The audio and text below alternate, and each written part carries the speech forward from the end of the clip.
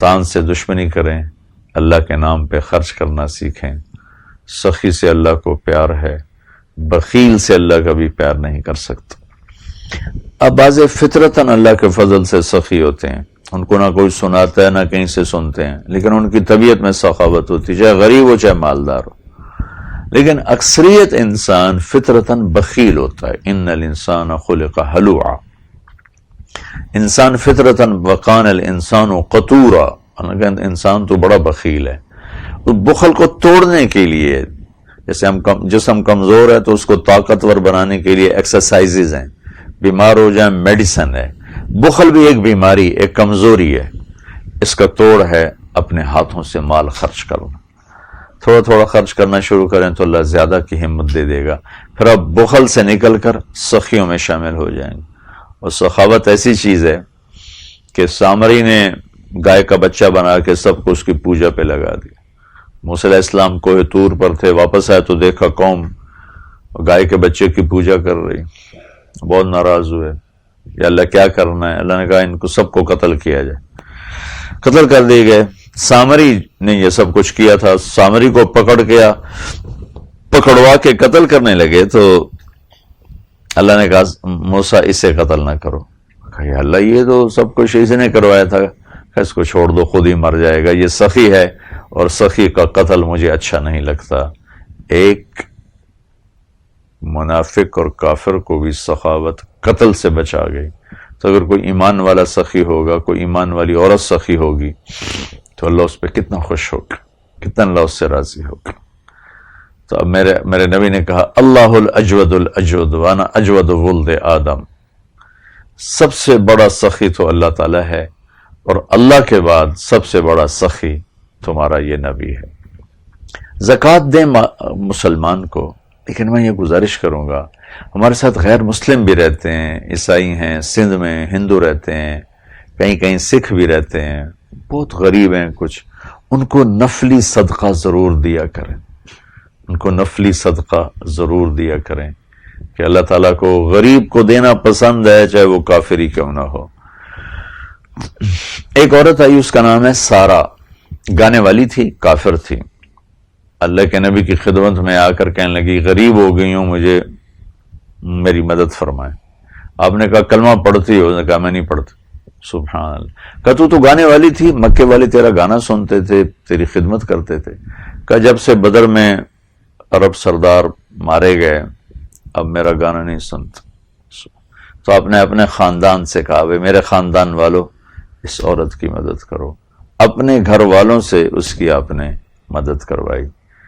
تو وہ گانے والی بھی تھی، وہ کافر بھی تھی، اور مکے سے آئی تھی، تو آپ نے اس کو اس کی حیثیت کے مطابق بھر کے بھیجا۔ تو یہ میری گزارش ہے، اللہ میں سخی بنائے، بخیل سے اللہ تعالیٰ کو بہت نفرت ہے۔ اور میرے اللہ کا فرمان ہے، میرے نبی نے حدیث سنائی کہ اللہ تعالیٰ کا وَعِزَّتِي وَجَلَالِي لَا يُجَاوِرُنِي فِيكِ بخیل، اللہ نے جنت الفردوس بہت وی آئی پی بنائی ہے، باقی جنتیں بن گئی، جنت الفردوس اللہ نے اپنے ہاتھوں سے بنائی ہے، اور اللہ تعالیٰ نے جنت الفردوس کو بنا کر فرمایا مجھے میرے عزت و جلال کی قسم تیرے اندر بخیل آدمی کبھی نہیں داخل ہو سکتا، عورت ہے یا مرد ہے، تیرے اندر بخیل آدمی کبھی داخل نہیں ہو سکتا۔ تو سخی بنے، کبھی کبھی اپنے نوکروں کے ساتھ بیٹھ کے کھانا کھایا کر۔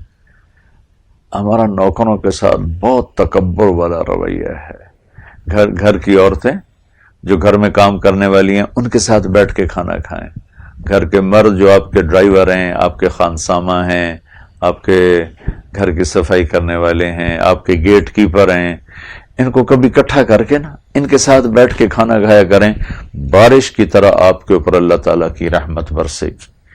لیکن ہمارے تو برتن بھی الگ ہوتے ہیں، کھانے بھی الگ ہوتے ہیں، یہ نوکروں کا گلاس ہے اس میں پانی نہیں پینا، یہ نوکروں کا کپ ہے اس میں چائے نہیں پینی۔ ایک سیکنڈ میں اللہ ہمیں ایسے ہی کسی نوکری پہ کھڑا کر سکتا ہے، سب کو چھین کر۔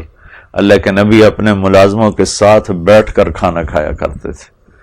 تو میری یہ گزارش ہے، یہ بھی سخاوت ہے کہ آپ کبھی کبھی اپنے ملازموں کی ضیافت کریں، انہیں اپنے پاس بٹھائیں، ان کے ساتھ بیٹھ کر کھانا کھائیں، وہ دعائیں دیتے۔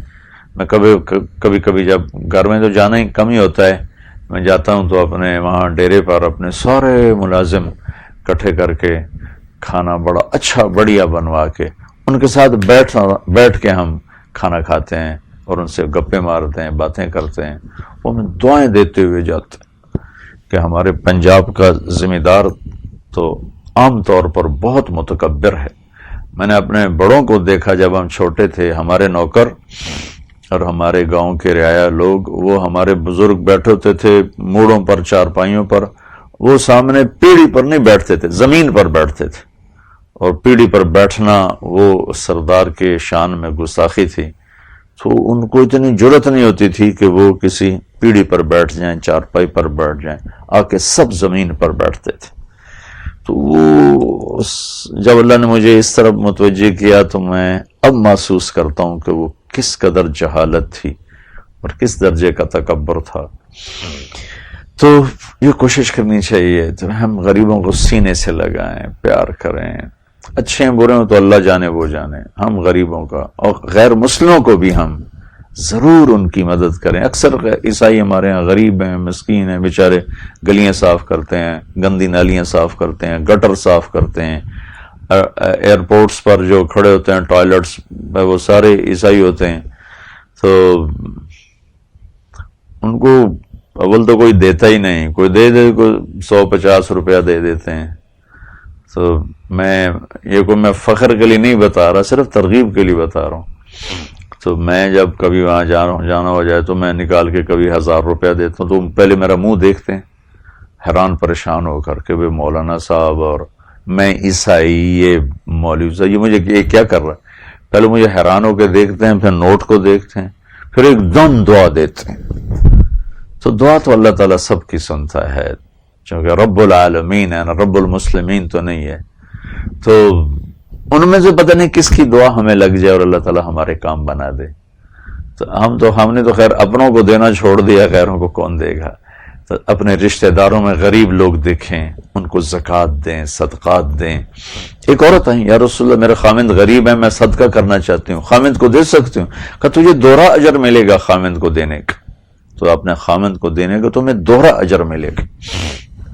تو یہ میں گزارش کروں گا کہ سخی بنیں،